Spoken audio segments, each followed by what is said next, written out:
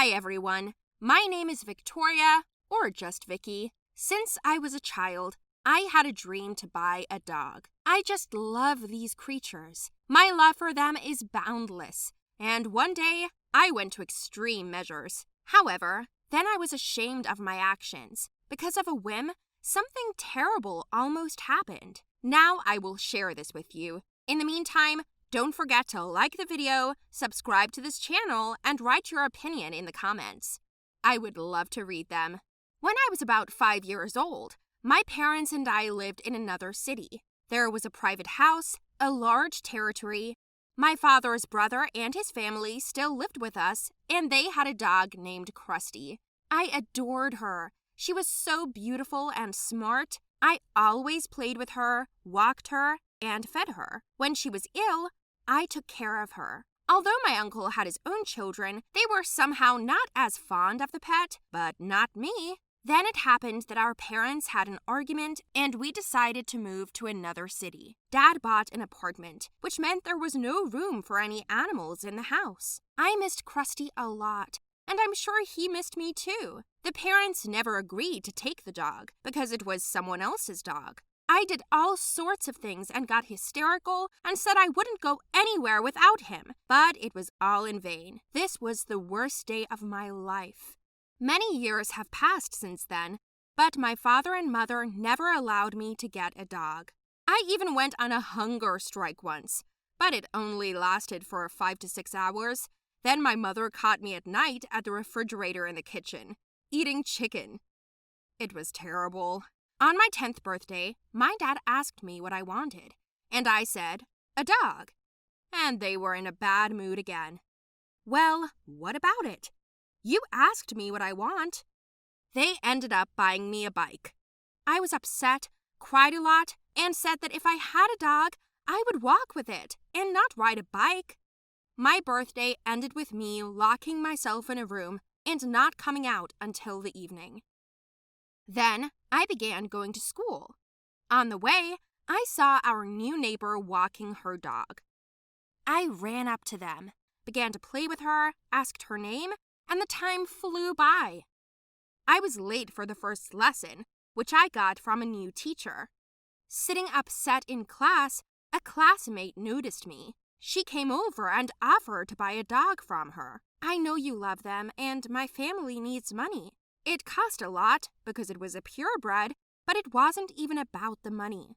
How would I bring it home? And then, classmate Elsa suggested that I do everything secretly. That is, while hiding the dog where I can, and then she promised to show me a place near the school where my dog could live. I was happy, but now I didn't know where to find the money.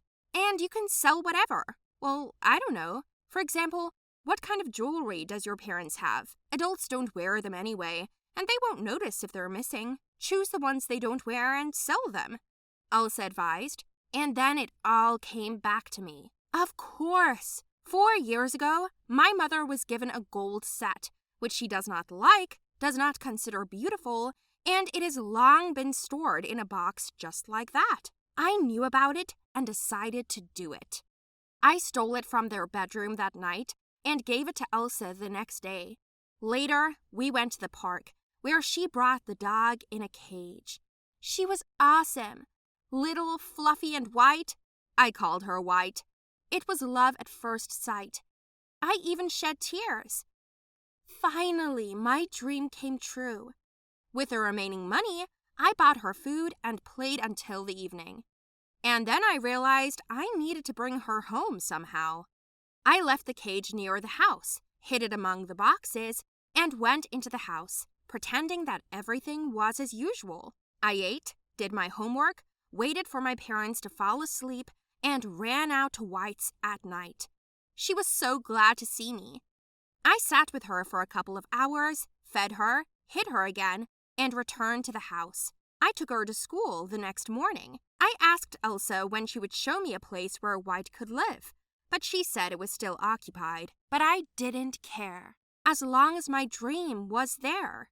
I dragged the cage to the house, then back to school, always hiding it everywhere. White got tired of sitting in the cage and started whining and begging to get out, but I couldn't let her out. And I had already decided that I would tell my parents and let her come home. When I got home after school, I left the dog in the cage under the boxes again. Taking a deep breath, I went into the apartment, and it turned out that we had guests. My uncle, with whom my father was in a quarrel, arrived. Finally, after so many years, they got over it. Several hours passed quickly. When the guests left, I remembered about the dog and was about to leave, but I heard my mother's screams from her room. "Where is my jewelry?" she screamed. At that moment, I almost fell through the ground. I was so scared and I didn't know what to do. Mom and Dad searched the house and asked me if I'd seen anything. And in my fear, I said that I saw my uncle's children poking around in my mother's bedroom. My father was angry again and wished he hadn't brought my uncle into the house. They immediately went for my uncle, who of course denied everything. But my father did not believe him. The scandal broke out right on the street. It was terrible. My mother called them thieves and demanded that they never set foot in the house again. And then she said she was going to the police. It was awful. I stood and looked at all this. I was afraid and ashamed, but I didn't say anything. When we went home, I ran out half an hour later under the pretext of going to the store, went to White, and she was not there. Oh no, it can't be, I thought. I went all over the neighborhood, calling her name, luring her with food, but the dog was nowhere to be found. I didn't notice it was evening. I went too far from home. It turns out that my parents were looking for me. I realized I was lost when it was late, but the police found me and brought me home. I had to tell my mom and dad everything about the jewelry and the dog. I got the full amount. I was severely punished. My father spent the whole evening on the phone apologizing to my uncle, and I stood in the corner in tears, without a dog. The next day, I went to school and posted missing dog notices along the way. I got a call an hour later, saying that they saw her near the school in the same cage as in the photo. I ran to the place and saw her in Elsa's arms. I was happy, but my classmate said she wouldn't give her to me. I was angry. How so? After I bought it? You prove it, she said, and quickly began to pack her things. I just wanted to take White by force, as my mother came for Elsa and she ran towards the car. I went home upset, and my angry mom still wouldn't talk to me. In the evening, my father asked how and from whom they can return the jewelry. I gave the address of Elsa and we went to their home.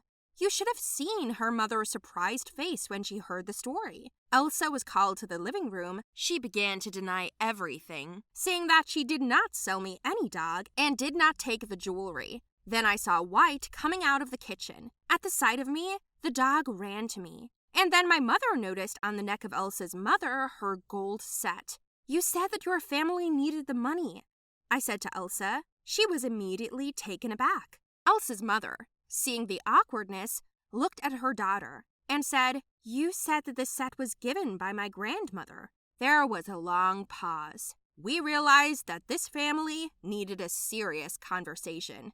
Well, then it turned out that Elsa wanted to give her mom an expensive gift on behalf of her grandmother, because recently they had a big fight, but there was no money for it. So she decided to allegedly sell her mother's dog to me, knowing my weakness for animals. After that, she planned to steal White and thus deceive me and everyone around, but her lies drew me to the same place. I almost broke up my father's and uncle's families, and all because of what? In the end, we picked up my mother's jewelry and drove home, where I was waiting for the conversation again. I made a promise not to do this again, and always consult my parents and ask for permission. I explained that I couldn't help myself. I love dogs so much. I learned my lesson, but a month later, my dad came back from a business trip and brought me a tiny dog. It was like a pocket dog. It was my Christmas present, and I was extremely happy.